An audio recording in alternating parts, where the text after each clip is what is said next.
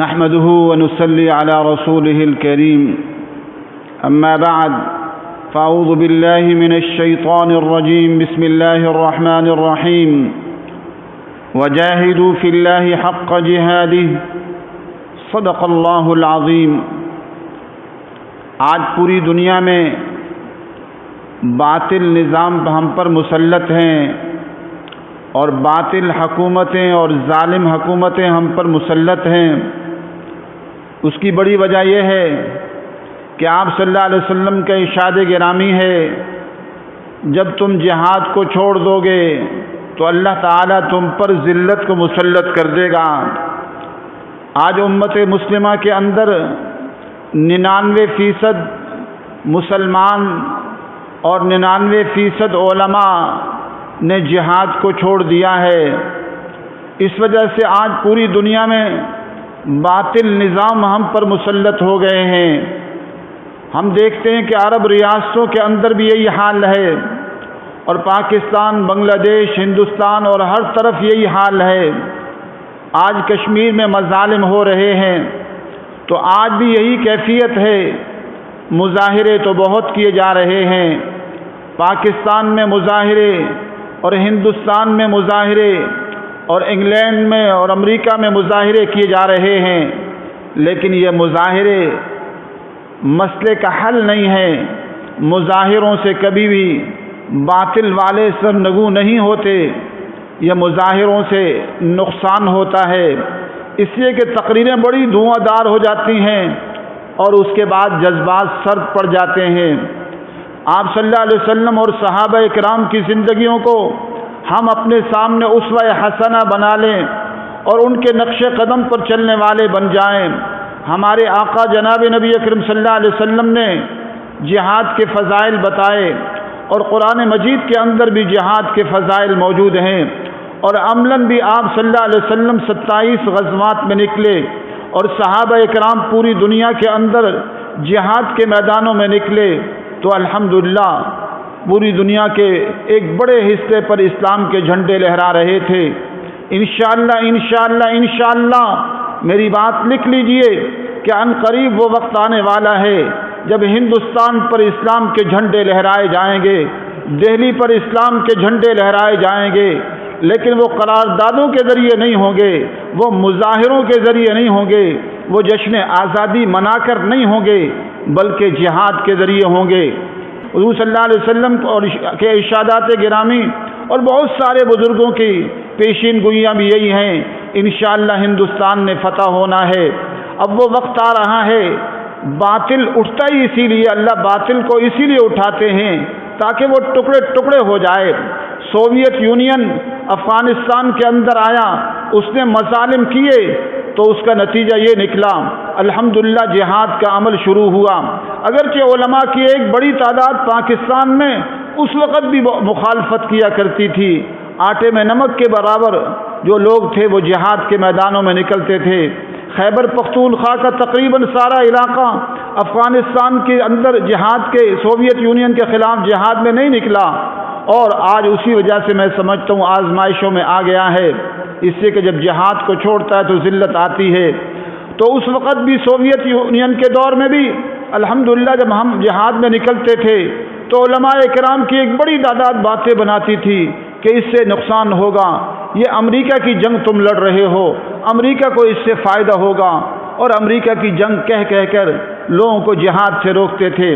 اب اس کے بعد جب افغانستان میں جب امریکہ آیا، خود آ گیا، تو اس وقت بھی 99% علماء افغانستان سے لا تعلق ہو گئے کہ یہ تو خودکشی ہے، کون امریکہ سے لڑ سکتا ہے۔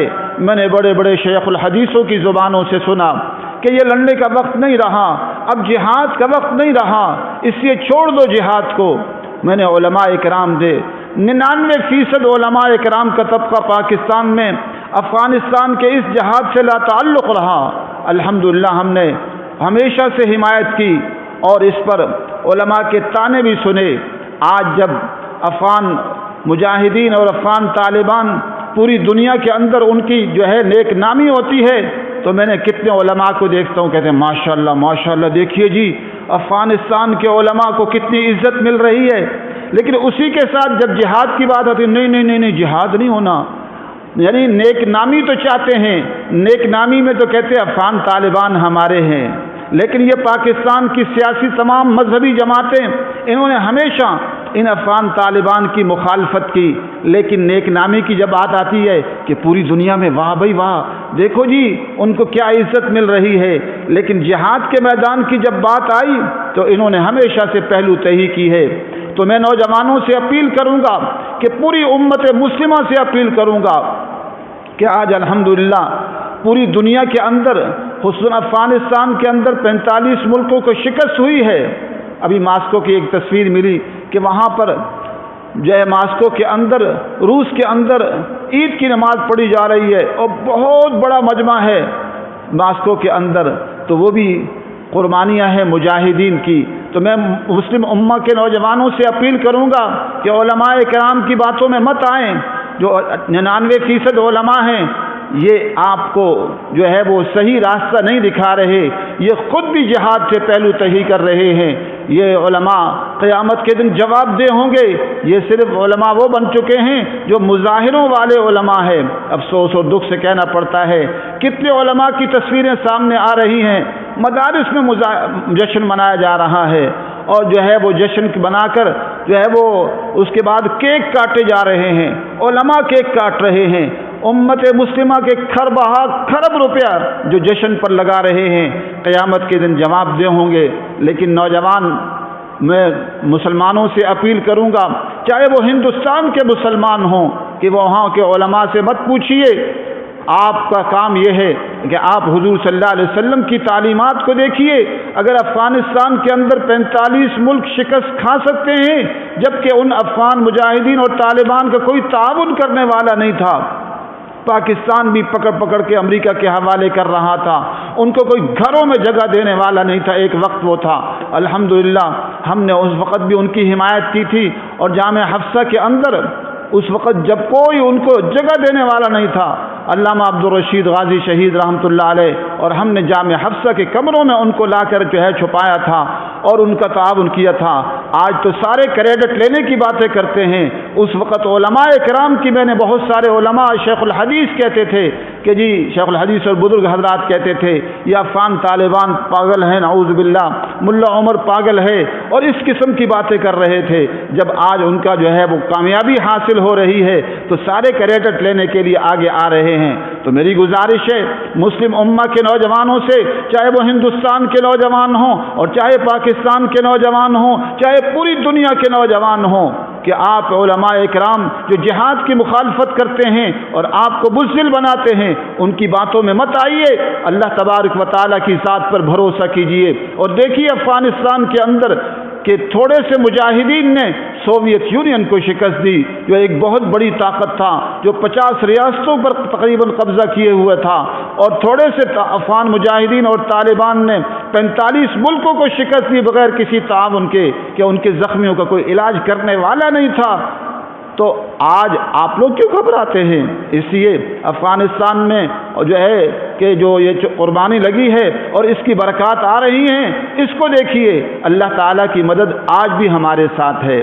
انشاءاللہ میری اپیل ہے ہندوستان کے نوجوانوں سے، مسلمان امہ سے، کہ آپ مدارس دینیہ میں پڑھنے والے طلبہ سے بھی کہ آپ بھی اٹھیے، مظلوم کے تعاون کے لیے اٹھیے، اپنی بہنوں کے تعاون کے لیے اٹھیے۔ آپ کے لیے تو کوئی مسائل بھی نہیں ہیں کشمیر پہنچنا، کیونکہ پاکستان سے بھی انشاءاللہ نوجوان پہنچیں گے اور پوری دنیا سے پہنچیں گے، لیکن آپ کے لیے اتنے مسائل نہیں ہیں پہنچنا۔